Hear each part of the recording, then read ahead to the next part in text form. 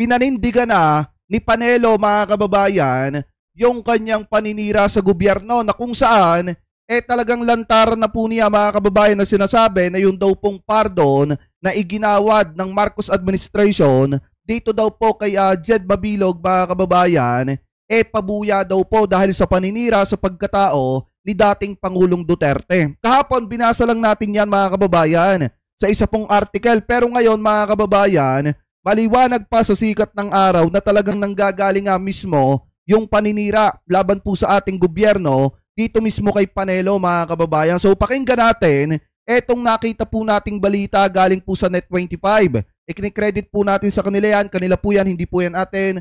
Gagawan lamang po natin ng reaction video. I-play na po natin, mga kababayan.